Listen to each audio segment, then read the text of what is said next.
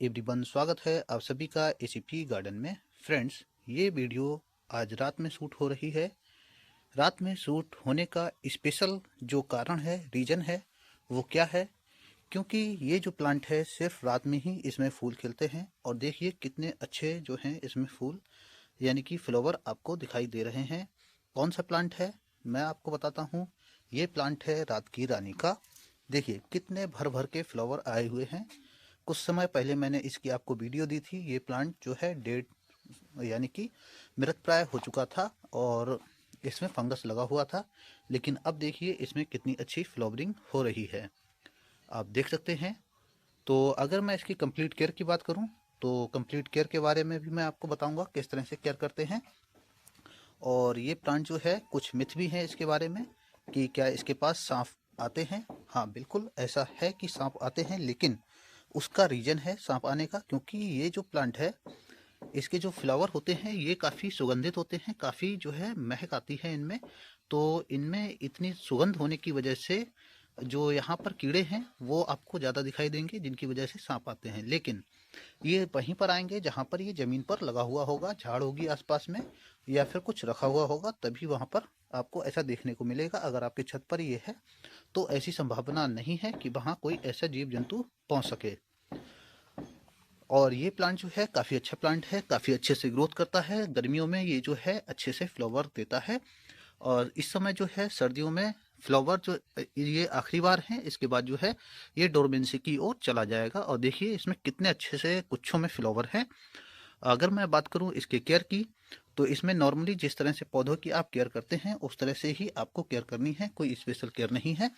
बस आपको करना क्या है कि मिट्टी लीजिए, 60% मिट्टी लेना है, 40% कंपोस्ट मिलाइए। और मिट्टी इस तरह की होनी चाहिए, रेतीली, ऐसी मिट्टी ना हो जिसमें पानी ठहरे, यानी कि सोएगी मिट्टी ना हो।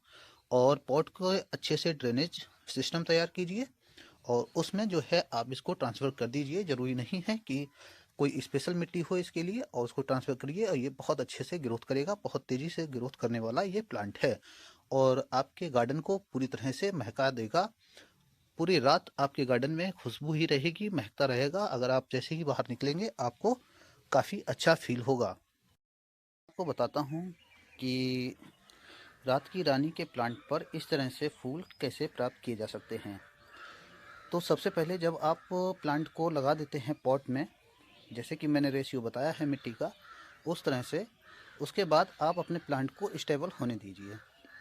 कम से कम 1 से 1.5 महीने के बाद जब आपका प्लांट जो है स्टेबल हो जाए और ग्रोथ स्टार्ट होने लगे, उसके बाद आपको क्या करना है कि इसमें, जैसे आपका पॉट अगर 10 इंच का है तो आप 10 दाने NPK 19-19 या 20-20 यानी कि 20-20 या 19-19 दीजिए, इनमें से कोई एक।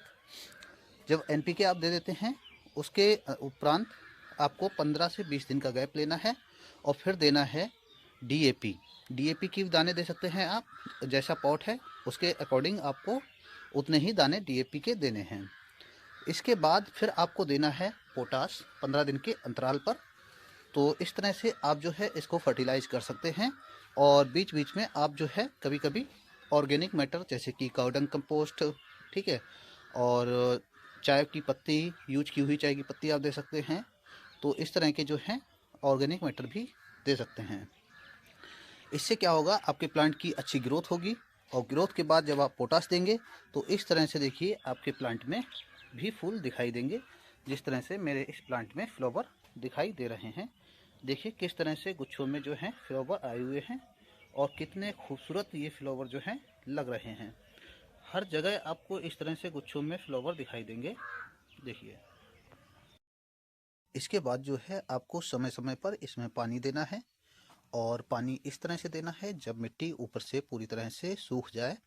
सूखने के बाद ही आपको पानी देना है, उससे पहले आपको पानी नहीं देना है, क्योंकि इसमें फंगस बहुत जल्दी लगता है। ये प्लांट जो है फंगस को बहुत जल्दी पकड़ लेता है।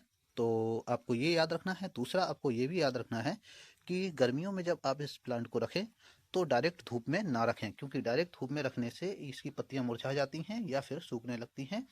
और तो इसको आप जब ज़्यादा गर्मी हो तब आपको क्या करना है कि इसको हल्की धूप में रखना है, जहाँ पर कुछ घंटे की धूप प्राप्त हो। और सर्दियों का समय जब आए तब आप इसको पूरे दिन की धूप में रख सकते हैं। तो इस तरह से आपको इसकी केयर करना है और बरसात में ये बहुत अच्छे से ग्रोथ करता है। तो आपको समय समय पर इसकी कटिंग भी करनी होगी, तो आप समय समय पर इसकी कटिंग भी कर सकते हैं। इस तरह से आप इसकी केयर कर सकते हैं। तो अगर आप लोगों को ये वीडियो अच्छी लगी है तो आप लोग जो है इस वीडियो को लाइक कीजिए, चैनल को सब्सक्राइब कर लीजिए। Thank you.